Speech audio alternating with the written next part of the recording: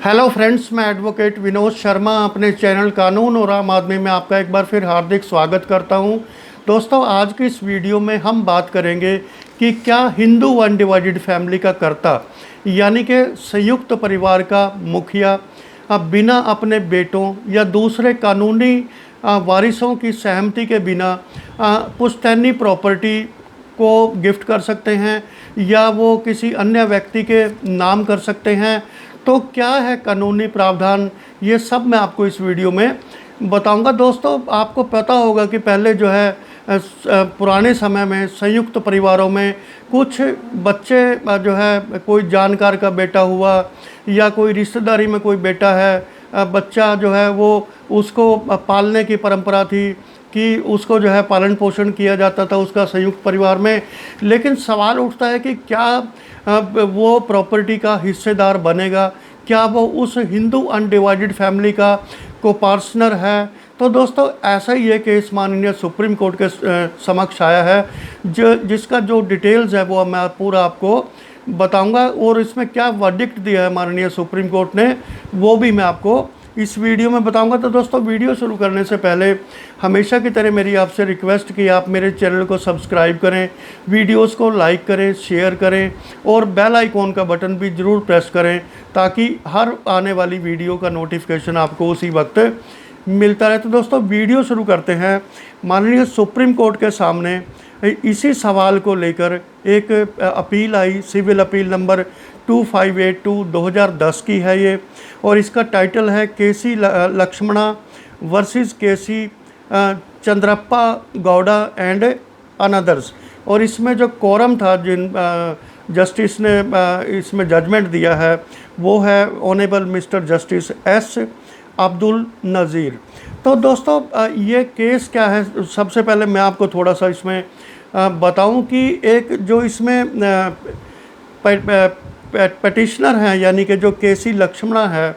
ये किसी संयुक्त परिवार में रहा करते थे और वहाँ के मुखिया ने इनको कुछ प्रॉपर्टी गिफ्ट कर दी, जिसके बाद में जो है जो इनका बेटा था मुखिया का यानी कि जो करता है उनका बेटा, जो उन्होंने ऑब्जेक्शन किया और क्योंकि ये बताया कि क्योंकि ये कोपार्टनर नहीं है, ये ज्वाइंट हिंदू फैमिली के जो है वंशज में नहीं आते हैं, इसलिए इनकी जो प्रॉपर्टी इनको गिफ्ट की है सेटलमेंट डीड के जरिए इसको नल एंड वॉइड करार किया जाए। तो अब मैं बात करता हूँ कि जो केसी चंद्रप्पा गौड़ा जो है वो बेटा है इसमें इस अपील में, जिन्होंने एक सूट फाइल किया था अपने पिता के खिलाफ जिनका नाम केएस चिन्ने गौड़ा है, और जो इसमें बेनिफिशरी है केसी लक्ष्मणा उनके खिलाफ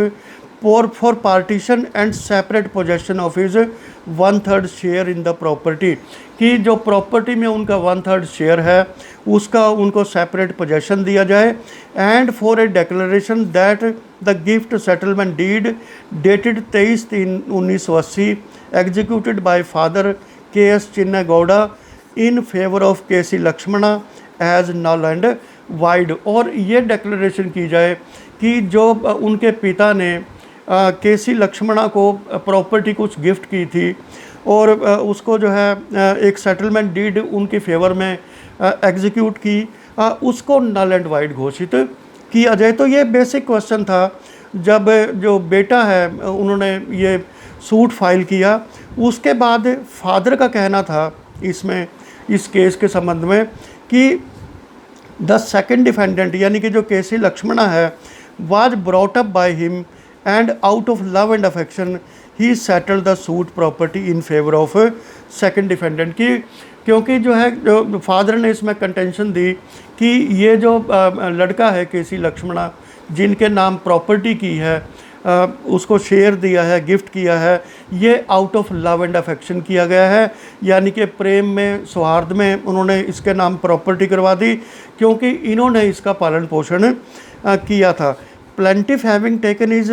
share was not entitled to maintain the suit, और क्योंकि जो बेटा है इसमें प्लेंटिफ उन्होंने अपना प्रॉपर्टी में हिस्सा ले लिया है इसलिए वो ये सूट मेंटेन करने में एंटाइटल नहीं है। It was also contented that the suit was barred by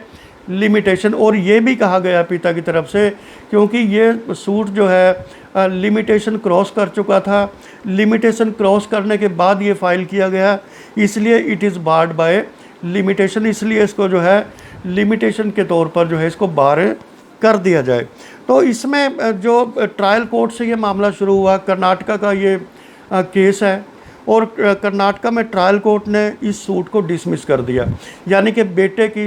के मुकदमे को जो है ट्रायल कोर्ट ने डिसमिस कर दिया। और फिर फर्स्ट अपील में गया बेटा, और वहाँ पर फाइल की अपनी first appeal. Appellant court set aside the judgment of trial court, और एपेलेंट कोर्ट ने, यानी कि जो सेशन कोर्ट है, उसने ट्रायल कोर्ट की जजमेंट को सेट असाइड कर दिया। And it was held that settlement deed is a void document, और ये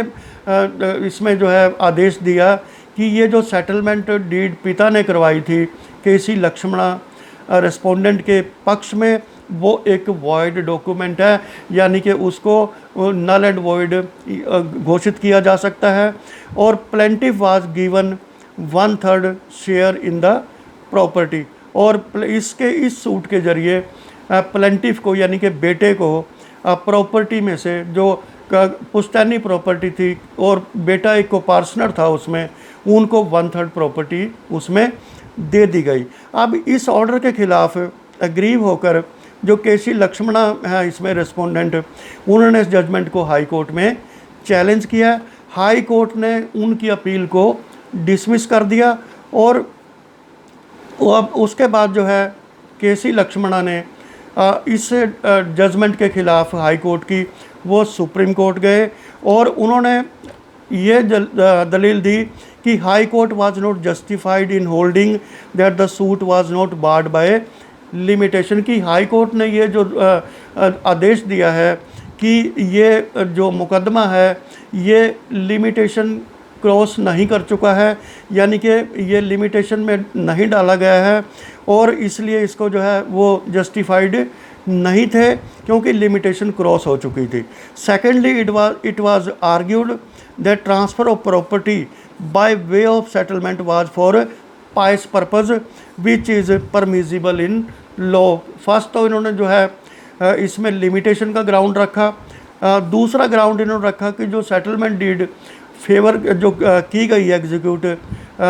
रिस्पोंडेंट के फेवर में, वो पाइस पर्पज़ के लिए की है, यानी कि किसी पवित्र पर्पज़ के लिए जो है उसको प्रॉपर्टी ट्रांसफ़र की है, which is permissible in law, जिसका जो है लॉ में प्रावधान है कि आप पाइस पर्पज़ के लिए प्रॉपर्टी को बिना दूसरे को पार्टनर्स की सहमति के आप उसको जो है दान में दे सकते हैं, किसी के फेवर में आप सेटलमेंट डीड करवा सकते हैं। और बेटे ने कहा कि इसमें alienation by way of gift of joint family property was void. बेटे की तरफ से दलील ये थी कि पिता जो है जॉइंट प्रॉपर्टी को, जो फैमिली प्रॉपर्टी है पुश्तैनों से चली आ रही है, उसको बिना दूसरे जो है को पार्टनर्स की सहमति के बिना उसको गिफ्ट नहीं कर सकते, और ये जो डीड है ये वॉइड की जानी चाहिए, यानी कि इसको रद्द किया जाना चाहिए। अब माननीय सुप्रीम कोर्ट ने इसमें क्या जजमेंट दिया है कि settlement executed by father in favour of second defendant was on 2/3/1980 की जो सेटलमेंट एग्जीक्यूट की गई थी फादर के द्वारा केसी लक्ष्मणा के पक्ष में, वो 2/3/1980 को की गई थी, यानी कि 2 मार्च 1980 को की गई थी। और जो प्लेंटिफ ने पोजेशन लिया प्रॉपर्टी का वो 22/3/1980 को लिया, इसलिए 12 साल का लिमिटेशन 12 साल के लिमिटेशन से पहले ये सूट फाइल कर दिया, और वो सूट फाइल किया 11/10/1991 को। Therefore suit was not barred by time, इसलिए जो है लिमिटेशन में रहते हुए ये सूट फाइल कर दिया, लिमिटेशन क्रॉस होने के बाद ये सूट फाइल नहीं किया। एक तो ये माननीय सुप्रीम कोर्ट ने जो लिमिटेशन का इसमें ग्राउंड था उसको सेटल किया इसके जो प्लेंटिफ के फेवर में, यानी कि बेटे के फेवर में, और दूसरा जो ग्राउंड था कि ये पायस पर्पज़ के लिए प्रॉपर्टी गिफ्ट की गई है। तो सेकंड जो ग्राउंड है was transfer was for pious purpose. Son did not consent to the gifting and he was not a signatory to the said document. अगर ये पायस पर्पज़ के लिए भी प्रॉपर्टी गिफ्ट की गई तब भी जो है बेटे के सिग्नेचर उस पर नहीं है सेटलमेंट डीड पर, और उसकी कंसेंट भी नहीं ली गई। कर्ता can एलिनेट joint family property only in 3 situation. माननीय सुप्रीम कोर्ट ने कहा है कि जो कर्ता है ज्वाइंट हिंदू फैमिली का, वो फैमिली प्रॉपर्टी को जो है एलिनेट कर सकता है, लेकिन उसकी 3 जो सिचुएशन है उसके तहत ही कर सकता है। एक लीगल नेसेसिटी कि उस प्रॉपर्टी को बेचने की या गिफ्ट करने की कोई लीगल नेसेसिटी हो, यानी कि कोई कोर्ट का आदेश हो। दूसरा फॉर बेनिफिट ऑफ स्टेट, यानी कि परिवार का कारोबार बढ़ाने के लिए अगर कोई ऐसा गिफ्टिंग की गई है या ऐसी सेटलमेंट डीड की गई है तब भी वो कर सकते हैं। With the consent of all copartner of the family. अगर इन दोनों में से कोई सिचुएशन नहीं है तब वो सभी कोपार्टनर्स की सहमति से ऐसा कर सकते हैं। लेकिन इस मामले में इन तीनों में से कोई भी ग्राउंड नहीं था, क्योंकि ना तो कोई लीगल नेसेसिटी थी, ना बेनिफिट ऑफ स्टेट था, और ना ही सभी कोपार्टनर्स की सहमति ली गई। So the alienation was voidable. इसलिए जो एलिनेशन पिता ने किया है वो वाइडेबल है, उसको रद्द किया जा सकता है। At the instant of plaintiff, plaintiff के कहने पे उसको रद्द किया जा सकता है। Where consent was not obtained as copartner before the said alienation, क्योंकि इसमें कोई भी कोपार्टनर की सहमति नहीं ली गई पिता द्वारा अपने बेटे से, और जब ये एलिनेशन किया गया। और पायस पर्पज़ पर भी माननीय सुप्रीम कोर्ट ने कहा है कि पायस पर्पज़ तभी होता है कि अगर कोई आप अपनी ज़मीन, पुश्तैनी ज़मीन, उसका आप किसी चैरिटेबल पर्पज़ के लिए दान कर रहे हो। मान लो कोई हॉस्पिटल बनना है, या कोई जो है गौशाला बननी है, या कोई और चैरिटेबल